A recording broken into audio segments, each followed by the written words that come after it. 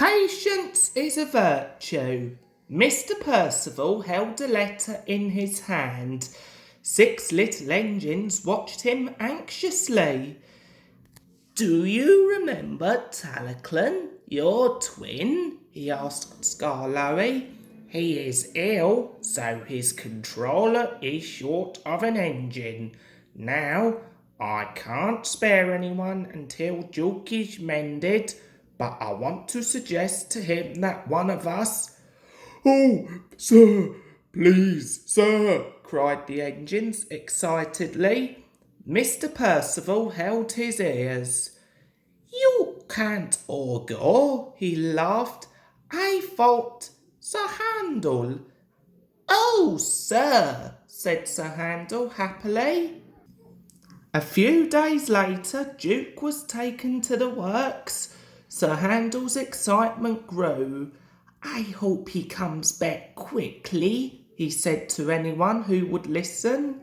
"Don't be so impatient," his driver laughed.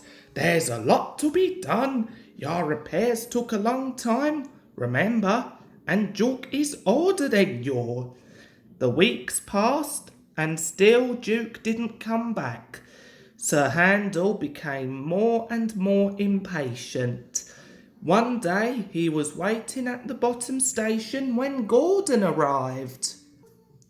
"I've been invited to Wales," Sir Handel told him importantly, "but I can't be spared until Duke is mended."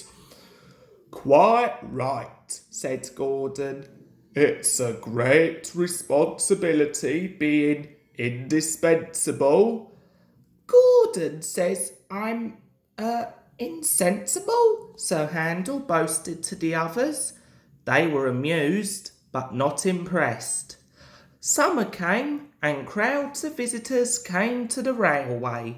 Sometimes extra coaches were needed to carry them all. One day Sir Handel's train was fuller than ever. When he reached the top station, he was exhausted. An enormous crowd of people was waiting on the platform for the last train home. "They must have come on earlier trains and stayed to picnic by the lake," said the fireman. "Never mind, we'll manage. It's all downhill now." But at the station near the waterfall, the platform was full too. "We need a shoehorn to get them all in," exclaimed the guard, scratching his head. "Still, we'll have to do it somehow. I'll take some with me and Beatrice." The passengers had enjoyed their day in the hills and didn't mind standing. They knew it would be for only a short while. The guard always checked tickets at the station by the waterfall. Today it was a long job, and before he had half finished, Sir Handel was growing impatient. "An insensible engine like me shouldn't keep Henry waiting," he fumed.